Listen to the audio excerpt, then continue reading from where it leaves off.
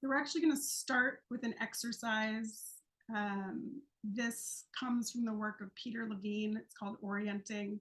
And we're starting with this exercise because this work has, we're going to cover this in the content, but there's a sense of reconnecting the mind, the body, and relationships.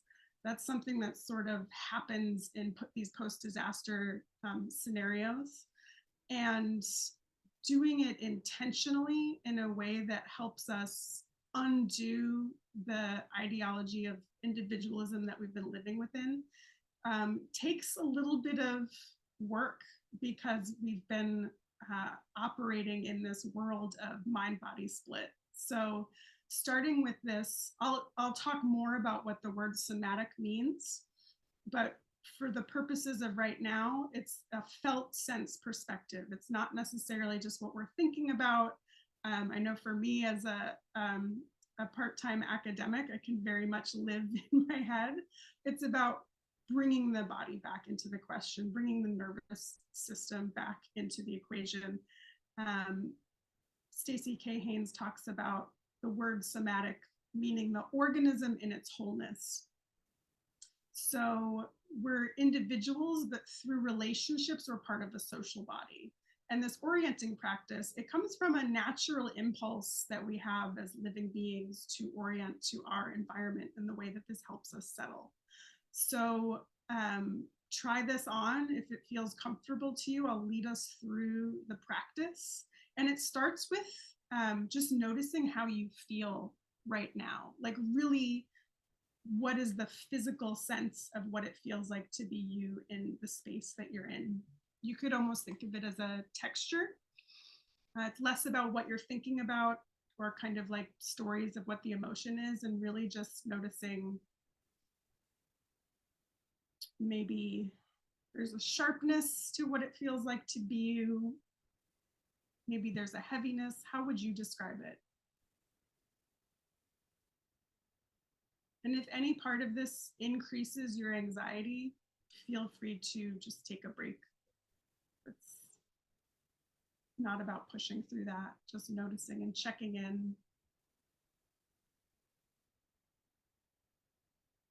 And you're going to start to let your eyes slowly wander around the room that you're in.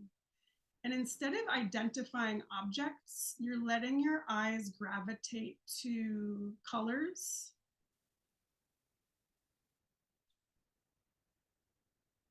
and letting your eyes gravitate to shape.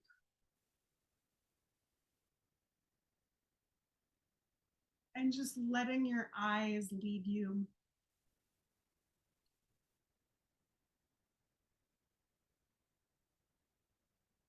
And it can help to even get a sense of behind you.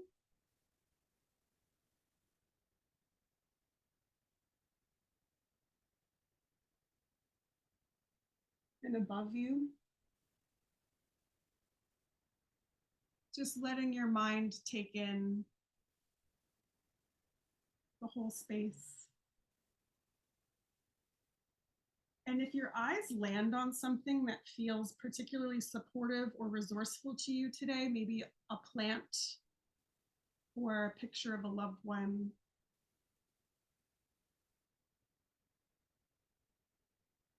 maybe it's just a color you really like, resting on that for a moment and having a sense almost that you could take that inside of you as a resource that you can carry with you for the duration of this workshop, and that you can come back to whenever you need to. So just letting your eyes rest from all that movement, coming back, and knowing that if at any point during the workshop you start to feel a little, things start to feel heavy, things start to feel sharp, this is a practice that you can come back to.